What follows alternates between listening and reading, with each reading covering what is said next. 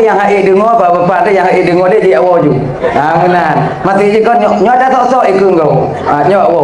Ana masalah. Awak ke je wo ju. Bila hanje ku hati. Bagah awak nyawa bagah lu wo tu. Mangka hana dia awak nyoy no puput le no. Nah.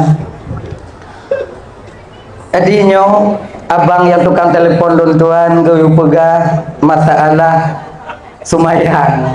Menan. Ada gok cok ju keun.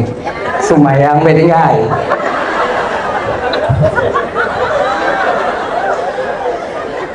Keun ke gok keun ju. Sumayang be dengai. Akhirnya. Nyan kuso, surah nyan kuso, ke urang yang golong sumayang. Bagi tanyo yang kata sumayang bang beda persahabat dengan awaknya. Menaji. Jadikanlah solat kita itu sebagai benteng daripada tubuh kita untuk bermaksiat kepada Allah. Man. Jadi nyata sumayang ida nyot kegop takun naju. Je. Dah naju tak pada kun. Gitu kan? Cuman ibadah sumayang tanya tajuk kegop. Menang. Singoh soh tanya di akhirat. Ya. Jadi kak nyan betul je hendak mangak dom pegah le sebab kalau dom pegah dilai. Amunan kagak tak dum kai ibu bapa dengar.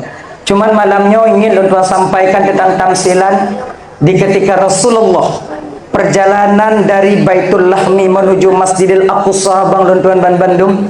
Bakwatenya Nabi tanyo naga pedih tamsilan oleh Allah sebahagian daripada kebanyakan tamsilan yang jadi kepelajaran bagi umat malamnya naga kalali Nabi tanyo seseorang yang sedang berjalan di ketika mengumpuk bate cok bate peh ba ule berutuh ule bekah kli kemudian ule nyan get lom kemudian li nyan cok bate peh lom get lom kemudian peh lom kli lom get lom peh lom kli lom get lom peh lom kli lom get lom nyan ke tabe-tabe Rasul ketanya Jibril ini tamsilan apa untuk umatku Jibril?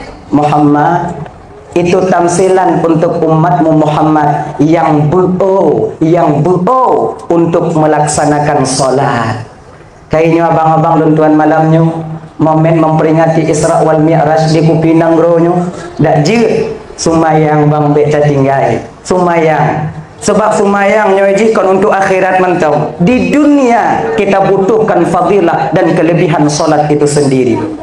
Tanyohan akan tak mencapai keluarga mawaddah warahmah dan sakinah abang lam tabah rumah tangga apabila sumayang tanyohana inong sumayang lakohana lako sumayang inong hana nyohana pulumpo keluarga tanyo akan mencapai bahagia mawaddah warahmah dan sakinah adanya. Walaupun kita hidup bergelimangan harta, sebab hartanya ibu bapak bukan satu jaminan seseorang akan mencapai kebahagiaan. Walaupun tanpa harta kita agak sulit bahagia. Genya,